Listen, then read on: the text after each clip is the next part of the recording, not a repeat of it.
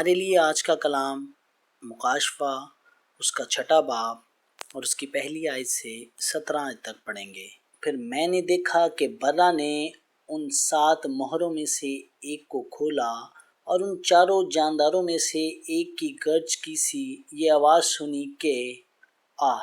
اور میں نے نگاہ کی تو کیا دیکھتا ہوں کہ ایک سفید گھوڑا ہے اور اس کا سوار کمان لیے ہوئے ہے۔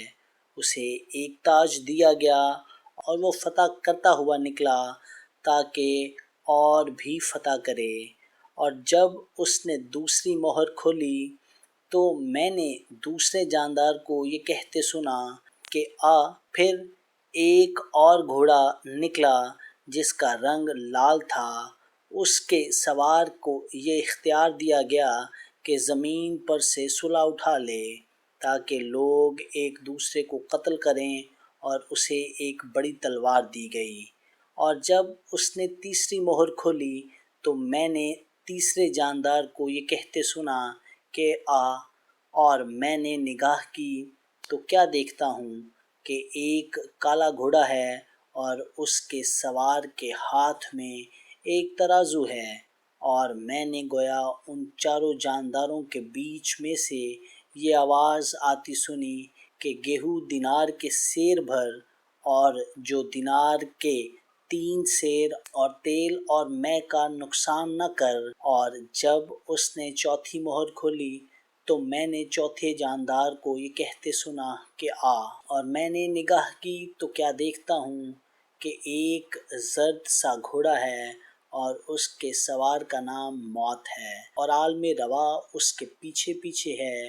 اور ان کو چوتھائی زمین پر یہ اختیار دیا گیا کہ تلوار اور قال اور وبا اور زمین کے درندوں سے لوگوں کو ہلاک کریں۔ اور جب اس نے 5ویں مہر کھولی تو میں نے قربان گاہ کے نیچے ان کی روحیں دیکھی جو خدا کے کلام کے سبب سے اور گواہی پر قائم رہنے کے باعث مارے گئے تھے۔ اور وہ بڑی آواز سے چلا کر بولے کہ اے مالک، اے قدوس و برحق، تو کب تک انصاف نہ کرے گا اور زمین کے رہنے والوں سے ہمارے خون کا بدلہ نہ لے گا؟ اور ان میں سے ہر ایک کو سفید جامہ دیا گیا اور ان سے کہا گیا کہ اور تھوڑی مدت آرام کرو جب تک کہ تمہارے ہم خدمت اور بھائیوں کا بھی شمار پورا نہ ہو لے جو تمہارے طرح قتل ہونے والے ہیں۔ اور جب اس نے 6ٹھی مہر کھولی تو میں نے دیکھا کہ ایک بڑا بھونچال آیا اور سورج کمل کی مانند کالا اور سارا چاند خون سا ہو گیا، اور آسمان کے ستارے اس طرح زمین پر گر پڑے جس طرح زور کی آندھی سے ہل کر انجیر کے درخت میں سے کچے پھل گر پڑتے ہیں۔ اور آسمان اس طرح سرک گیا جس طرح مکتوب لپٹے سے سرک جاتا ہے، اور ہر ایک پہاڑ اور ٹاپو اپنی جگہ سے ٹل گیا۔